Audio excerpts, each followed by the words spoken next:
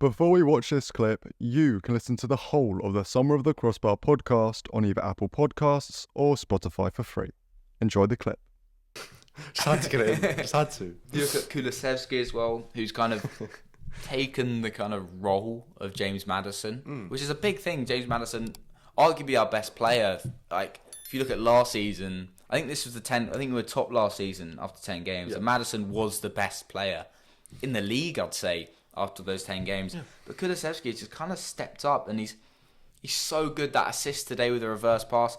But he's got that ability, like, you wouldn't even think 3 years ago that Kulusevski could be one of the... I honestly think he's been one of the best midfielders in the Prem this season. He's just got such a good ability because he doesn't Don't know about... Okay, I'm sorry. Don't know about best midfielders. I didn't say he's the best. I said he's one of the best midfielders this season. No. But he's got that ability to kind of produce a moment of magic, and he's really good at linking up play and quick one touches, but he kind of plays as a winger as well. You see him, he really loves to drift out wide, and he's just got such variety to his game. And he may not be able to control a game like Maddison, but I really think he can affect it in the final third a lot more. And you saw that today. A great assist to Dom Solanke, who was also very good today. He kind of... Just quickly on Kulusevski, it's quite that's quite an interesting one, because when he came in from Juventus, I remember it was on a loan to buy, a 2-year loan to buy, I believe.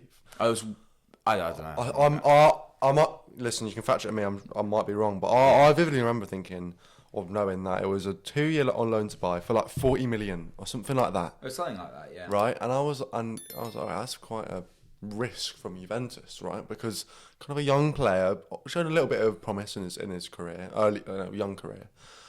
Comes to Tottenham, 40 million, 2 years, right? He has 2 years to develop into at least a £40 million player, right? It's quite a long time for a young player, right?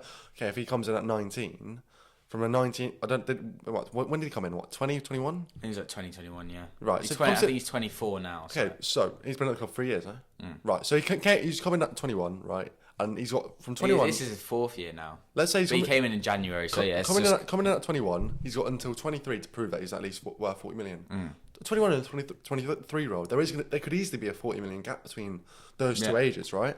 So I thought that was a massive risk. And he came in initially and he was fantastic. Off the right, he was fantastic. And then recently, it's strange because he's been, again, correct me if I'm wrong, I'd say he's been relatively poor on the right? I think he really has, because he just became really predictable. He'd do that same cross in, that same like curved cross to the back post, which sometimes worked. I remember against Nottingham Forest, it really worked. And he's always had that quality, but that predictability that he had on the right wing just isn't there, really, in the centre. And yet he's so effective in that kind of number 10 role. And he's honestly, he's been Tottenham's best player this entire season. You think? Ask any Tottenham fan, Kulusevski been our best player. He's gotten us out of, you look at the performance against United, even like little things like Coventry in the Cup, in the Carabao, we were basically going out. He came on the bench, got an assist, and then he was honestly amazing. Got us into the match against Man City, who we've now gone on to beat, which he was man of the match in again, which he's honestly, his quality is so good. And that reverse pass to Solanke today, honestly, it's so good.